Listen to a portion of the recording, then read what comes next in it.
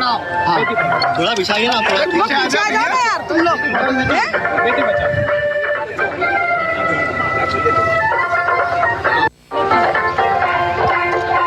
एक मिनट थोड़ा सा हट जाओ भैया। बेटी पढ़ाओ। हाँ थोड़ा बिछाइए ना आप।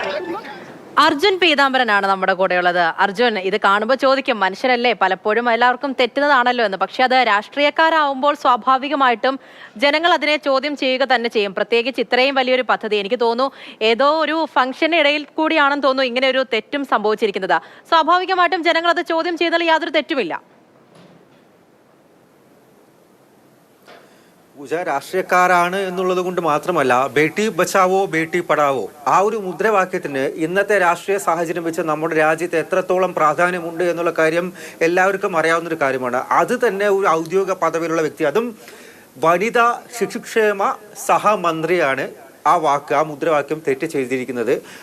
ഈ ബേട്ടി ബച്ചാവോ ബേട്ടി പഠാവോ എന്നുള്ളതിൻ്റെ ബേട്ടി ബച്ചാവോ പഠാവോ അതിൻ്റെ അർത്ഥം എന്താണെന്ന് കൃത്യമായിട്ട് പറയാൻ പറ്റില്ല.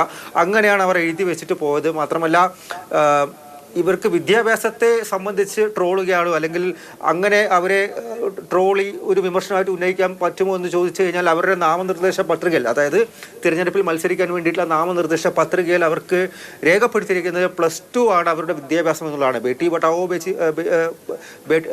ബേട്ടി ബച്ചാവോ ബേട്ടി പഠാവോ എന്നുള്ള കാര്യം ഒരു +2 ഒക്കെ പഠിച്ച ഒരാൾക്ക്, അത് മാതൃഭാഷയിലാണ്, ഹിന്ദിയിലാണ്, തെറ്റിക്കാതെ എഴുതാൻ കഴിയുമെന്നുള്ളതാണ് എൻ്റെ ഒരു വിശ്വാസം. മാത്രമല്ല അവർ ഇത്ര വലിയൊരു പദവി വഹിക്കുന്ന ആളാണ്. അവരുടെ വകുപ്പും അത്രത്തോളം തന്നെ ഈ ഒരു മിനിമം ഈ ഒരു വാക്കെങ്കിലും കൃത്യമായിട്ട് അവർക്ക് എഴുതാൻ കഴിയണമെന്നുള്ളത് തന്നെയാണ് എല്ലാ ആളുകളും പ്രതീക്ഷിക്കുക. പക്ഷേ അവിടെ അവർ പരാജയപ്പെട്ടു പോവുകയാണ്. ഈ കഴിഞ്ഞ ദിവസം മധ്യപ്രദേശിലെ ധറിൽ അവിടെ ഈ സ്കൂൾ തുറന്നപ്പോൾ അതിൻ്റെ ആഘോഷവുമായിട്ടൊക്കെ ബന്ധപ്പെട്ടുള്ള ഒരു പരിപാടി സംഘടിപ്പിച്ചിരുന്നു, ഒരു പൊതു പരിപാടി സംഘടിപ്പിച്ചിരുന്നു. അതിനിടയിലാണ് അവർ ഇത്തരത്തിലൊരു വെള്ള ബോർഡിൽ ഇങ്ങനെ എഴുതാൻ വേണ്ടി വരുന്നത്. മറ്റുള്ള ആരെങ്കിലും നിർബന്ധിച്ചിട്ടാണോ അതോ സ്വന്തം ഇഷ്ടപ്രകാരമാണോ എന്നുള്ള കാര്യം വ്യക്തമല്ല. ചെറിയ രീതിയിൽ നീരസവും പക്ഷേ ഒരു എക്സൈറ്റ്മെൻറ്റും എല്ലാം അടങ്ങിയ ഒരു മുഖഭാവത്തോടു കൂടിയാണ് അവർ ആ ഒരു പേര് എഴുതുന്നത്, ആ ഒരു മുദ്രാവാക്യം എഴുതുന്നത്. പക്ഷെ അത് തെറ്റിപ്പോയി. അതിൽ വലിയ രീതിയിൽ അവർ വിമർശിക്കപ്പെട്ടു, ട്രോൾ ചെയ്യപ്പെട്ടു.